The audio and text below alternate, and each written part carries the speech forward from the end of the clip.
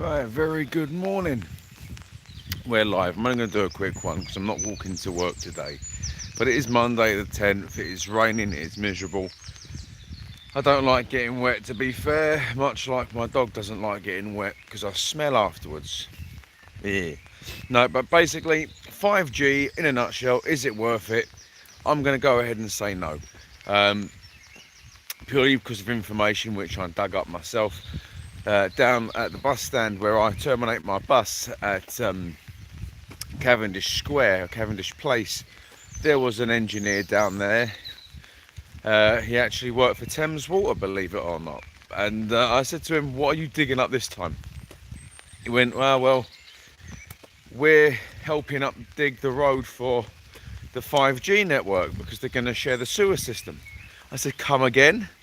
"Yeah, 5G are going to be running fibre optic cables in the sewer system on the top or on the roof of the sewers so that everything's fine and safe." But damn, sod being the person to try and put those wires in the sewer, wading through piss, shit, fat, and use condoms. So that's the toll of 5G in the UK. But I also took it upon myself to call EE. EE and Vodafone, I believe, will be the only 5G providers in the UK at this time. So I thought I'd call EE.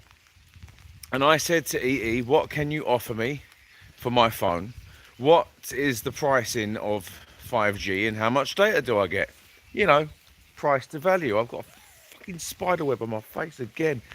So they said, "Oh, well, you're using an S9 Plus, we can give you 300 for that. That will offset the cost of your early termination fee," which is great.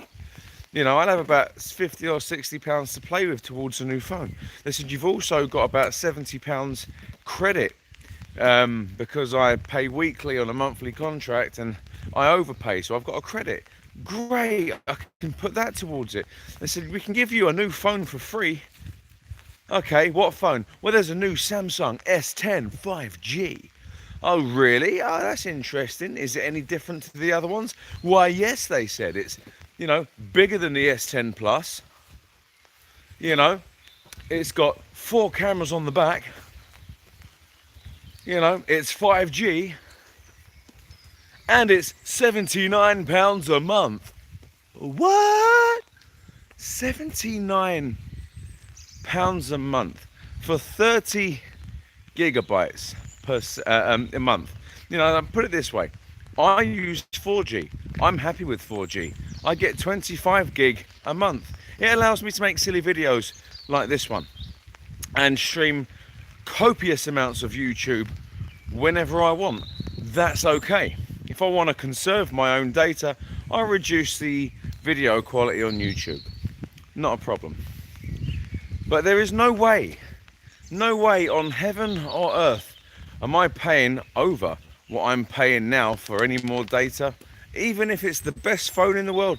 Now, when I said no, I said, "What's the alternative?" They said, "There's another phone called the OnePlus 7. I thought, OnePlus are quite good. How much is that? £69 a month.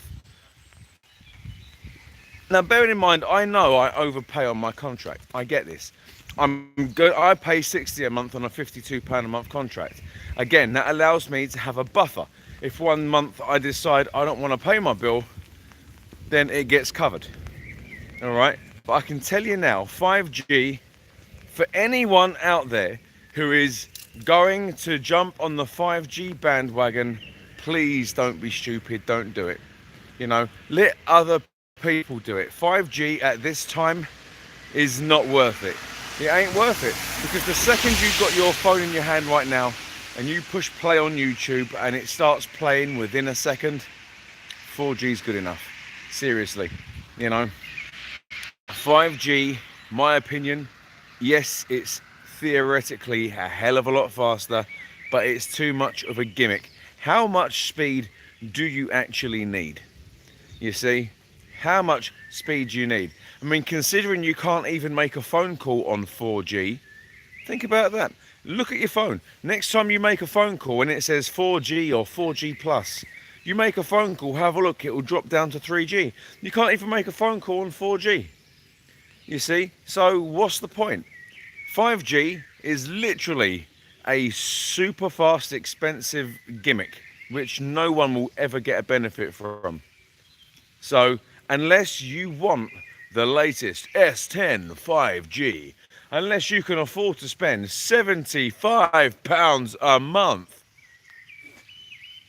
month, you know, bearing in mind I could afford that, to be fair, but I'm not stupid or I'm not silly. The difference between me spending that money on this phone and a new phone on 5G is the difference between me getting a new graphics card at £15 a month for my computer, which I'm also not going to do because, again, I can't really justify it. Wants and needs. If you want something which is horrendously expensive, which will have absolutely no difference from day-to-day use from the 4G alternative, please go ahead and waste your money. If you know, if you want to do that, that's fine. But what I will say, and I'm going to make this prediction, so let me know if you think I'm right or not in the comment section. By December, which is roughly when my contract's up for renewal, and 5G has rolled out across the country and it's gaining traction, I'm hoping that all 4G contracts become cheaper. I really am. I really do hope this happens, because 4G I'm going to stick with for as absolute long as it takes.